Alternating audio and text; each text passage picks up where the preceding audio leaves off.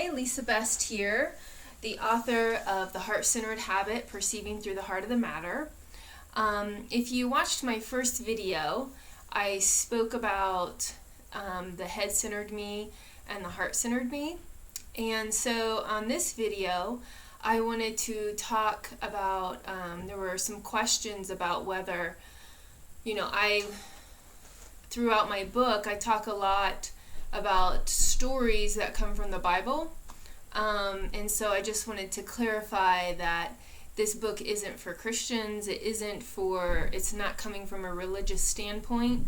It's just that I grew up in the Christian religion, and that's where I really started to sense, for me, the first person that I ever met that was heart-centered was Jesus. And then I met many people after that are living today, but also that were the spearheads of other religious spiritual texts. And I really believe that and feel that there's not a single spiritual teacher such as Jesus, and I'm probably pronouncing his name wrong because I don't know how to pronounce it, but Siddhartha, which was the spearhead of Buddhism. I don't think that they wanted to start a religion. I think that they just lived their life from their heart, that they really connected their voice, their thoughts, their feelings through sensing into their core, instead of sensing outward into the world and finding their truth.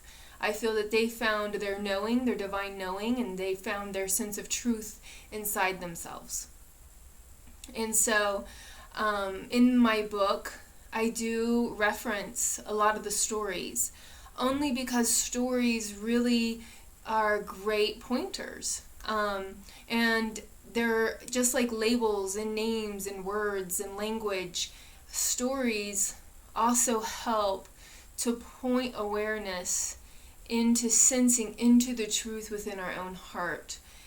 And when I began to study the Bible, and I learned how to study through a concordance, which was looking at the Hebrew, the Greek, and the Aramaic definitions of words, I began to really sense from the inside out what Jesus was talking about. I began to sense what he was speaking about, and what all those Bible stories were pointing to.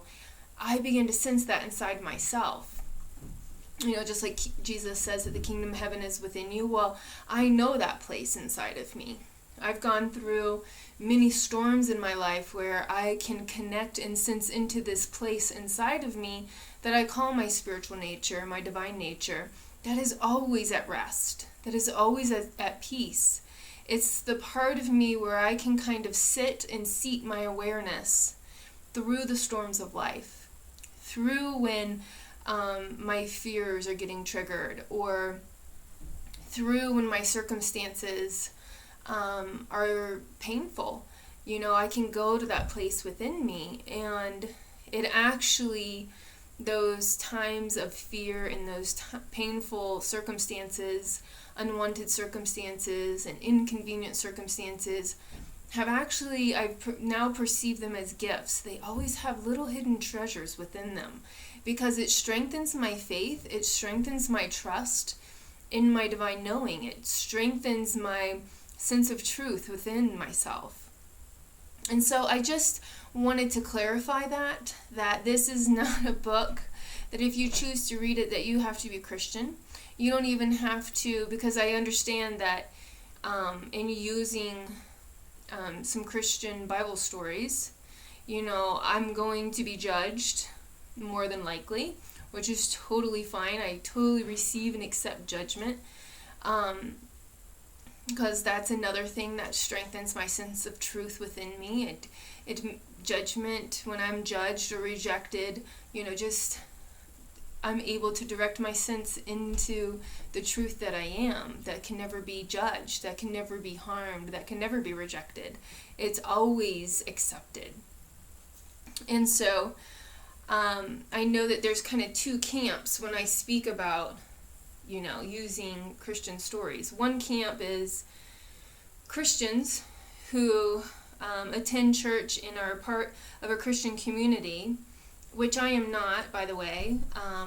I'm not a part of a Christian community, and I'm not a part of a spiritual community. I'm just a human being that's a part of the human race. So I feel connected to every human, regardless of your religion or your cultural background or your beliefs.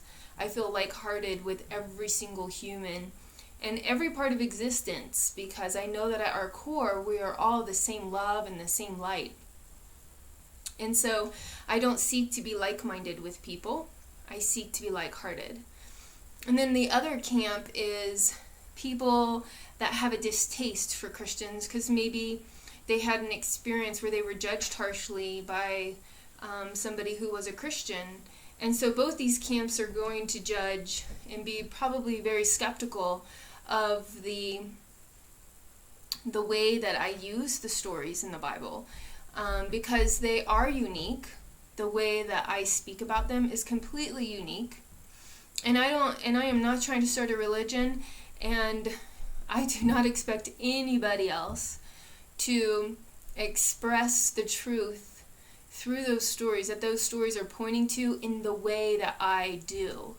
Because the way that I have experienced the heart-centered me and the heart-centered habit and the heart-centered way is that when we are all heart-centered, like every single human, when we have really sensed into the essence of our being and to the truth of our being, and we allow that to be expressed, it's going to be unique. So if there's 7.6 billion people in the world, there's going to be 7.6 billion different ways of expressing that truth. Because when your head, the awareness of your head, senses into that truth that we all are, it experiences it in a different way. And so, just like there's no two snowflakes alike, there's no two flowers that are exactly alike, there's always some variation in nature. Same with our expression. Same with the way, the words, the language, the stories, the way in which we speak about our authentic self. And that's okay. And so I know for much of my life, I followed kind of in that heart-centered me that believed someday I was going to find that like-minded community. That community that believed the same thing that I believed. And I never found that to be true. I never found life in that. I never found true acceptance and love and validation, true, just an embracing of all that I am. And I realized that it's not to be found out here. You're never going to find that perfect, like-minded soulmate. You're never going to find that perfect, like-minded person.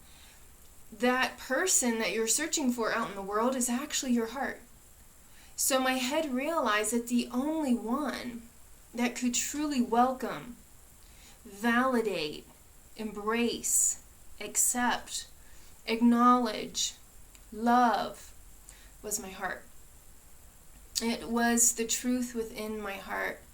And when my head finally realized that after years and years and years, 17 years of seeking for the truth outside of me, of seeking for that ultimate right, that ultimate truth out there, that ultimate belief system that is the truth that it never found, it realized it was always right underneath my nose, literally, the whole time. It was within me. All those prayers that I prayed to God that I thought was outside of me, or to universal consciousness, or to some angels, or all those prayers I was praying to my heart. I was praying to that infinite nature within my heart and longing to be reunited with it. And so in the heart-centered habit, perceiving through the heart of the matter, this book is pointing, it's a 22-day journey, and it's 22 days of, you could even say, fasting, where you're fasting your beliefs in wrong, but fasting them in a way that you're embracing that side of yourself. You are being the voice of your heart that welcomes, accepts, and validates all the parts of you that the world has judged, all the parts of you that your relationships and in past experiences have rejected, all the parts of you that have been victimized and hurt. Your heart, by giving your voice to your heart, you become aligned and attuned with the divine nature that you truly are, and you actually become the savior to all those aspects of yourself that feel lost, that feel rejected, that feel cast out, that feel like I can't express this part of myself. So instead of being the head-centered me, which is very ego, for some reason I'm really into acronyms right now, so EGO is energy going out. So we become an ego in our relationships when there's an unwanted, circumstance or a painful experience, and that side of us comes up, that painful side of us, or that part of us that has felt victimized, that part of us that has felt judged, that part of us that feels rejected, and that gets triggered. And what we're used to doing with the head-centered me is our awareness going out into our relationships to find a safe place to be. So we'll go to our husband, we'll go to our friends, we'll go to our family members, and we'll share with them how we've been wronged, right? And we create these stories of blame. I feel this way because of blah. And we use our rational mind to come up with these stories. And that's how we become an ego. But that's keeping awareness and energy outside of us into the world. And so it makes us very needy. We need people to validate us. We need people to accept us. We need people to honor us. We need other people to respect us. And that becomes extremely exhausting for us to find that, for us to maintain that, and on our relationships to provide that for us. And so what the book it points to and guides you through in a 22-day journey is to turn your head, instead of your energy going out into the world or into your environment or into your relationships, to start a conversation with your own heart. Instead of starting that conversation with your friends, with your like-minded community, with your husband in your marriage or your partner, or your wife or your girlfriend or whomever, your best friend, your church leaders, your religious leaders, your yogi, your yoga instructor, your teacher, your guru, whoever you go to, your psychologist, to start to have that conversation with your own heart. And this is the true act of surrender and radical self-love. Radical. It's so radical because it's happening within you. It's really like a marriage between your head and your heart. It's like this holy matrimony of the two coming together in a beautiful union of oneness, of holiness.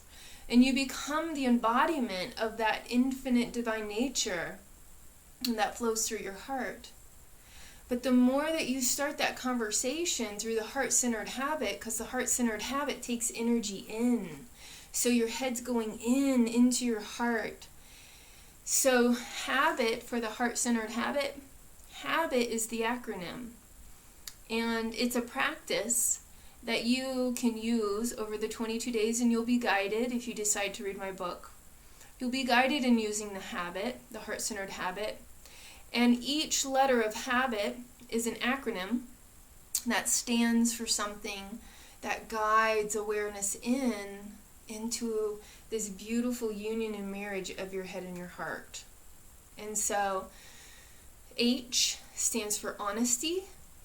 So as soon as you feel pain, as soon as you feel victimized, as soon as you feel judged or rejected, you, instead of telling other people how you feel, which is fine if you do that, but the resolution for you in your healing is only going to happen between your head and your heart. And so your head confesses and is honest. I feel painful.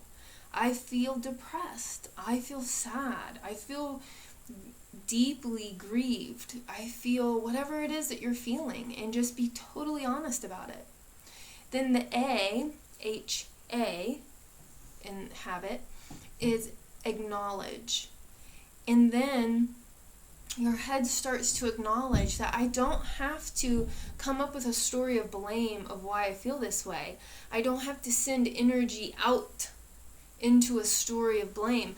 I can just acknowledge that my heart is the one and is the love that is here to embrace, welcome, love, honor, and respect how I feel right now. And then acknowledge, allow that part of you to have a voice. For me, I always had a piece of paper, and I would just say, sadness, what is it that you feel? What is it that you want to say? And man, it wrote and wrote and wrote, and usually it had to do with some experience in the past, and I realized that these emotions, these negative emotions, these repressed emotions that kept getting triggered in my experiences in my relationships to the world, they were actually just the past. I was carrying past resentments and past hurts and past wounds with me every year. And so I allowed it to have a voice, and that's all it wanted. It just wanted to be validated. And because that person that abused me or caused some pain or caused some hurt because they were abused or they were hurt by somebody else, because this stuff just gets passed on person to person to person. This part of me was just looking for that person to honor and validate and love me, not, reject me or judge me as something that I'm not. And so, since you can't get that from people, and you can't get that from people in your past, obviously, your heart can be the one to do that. It is the one. It's the only one that can do that for us. And so then the next part of the A, H, honesty, A, acknowledge, allow, and ask. Ask your heart. Heart, would you please heal me and resolve me and help me to release the past? Help me to release, to welcome this feeling into heaven, into the kingdom of heaven that's within your heart. And then B, H-A-B, B is breathe. Focusing on breathing. And that is very important and is very interesting because the Bible calls spirit, the Greek term for spirit is pneuma. And pneuma means breath. So anytime you feel uncomfortable, anytime you're in pain, anytime you're inconvenienced, when you're in traffic, or anytime something unwanted happens, or anytime a difficult person, you're going to be around them, maybe it's a difficult family member, if you can focus on your breathing and slowing your breath down and relaxing your body, and even becoming aware how your breathing changes by your circumstances. If it's something that feels painful, you'll notice that your breathing gets shallow and it speeds up. But when you can consciously breathe slower, especially during times when repressed emotions or negative emotions are being triggered, it's not caused by people out there. These are things that we carry around within us that are just waiting to be welcomed by the love, that are just waiting to be validated by love, that are just waiting to be honored and respected for what they are, which they are not evil, they are not bad, they're a part of life. They're just a certain frequency of life. They're a certain frequency of the light. They're maybe not as bright as joy, but they're still a part of life. So they want to be seen as that, these emotions that get triggered within us.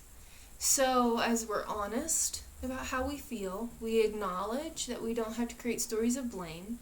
We allow the feeling to have a voice, and we ask our heart to help us receive that part of us as the divine light that it actually is. Then we can just breathe. Breathing in that emotion, saying yes to it, receiving it. You will be amazed at the gifts of insight that repressed emotion has. You will be amazed at the space that it will create within you and the level of relaxation that it will provide your body. You will be amazed at how free you will feel and how it will provide a sense of fulfillment within you. So we have HAB. I is I love you. We love so many people, gosh, especially as women, and men too, but as women, we're the nurturers, and we're just always serving our partners, we're serving our husbands, we're serving our boyfriends, we're serving our girlfriends, we're serving our friends, we're serving our community, we're serving our families, we're serving our children, we're serving, giving love. How often do you give love to yourself? How often do you slow down? And how often do you even look in the mirror and tell yourself that you love yourself? Like, I love you. I love you. And so welcoming all these negative emotions and negative experiences that we have within us, loving them, that's all they want. I love you.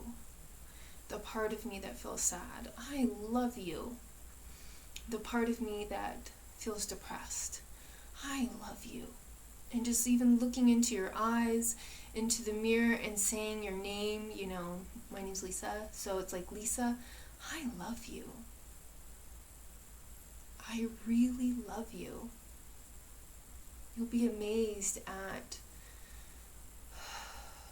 the relaxation and the healing and the renewal and the fulfillment that will bring to your inner atmosphere, to your inner experience. So we have HABI, and then T is Thanksgiving.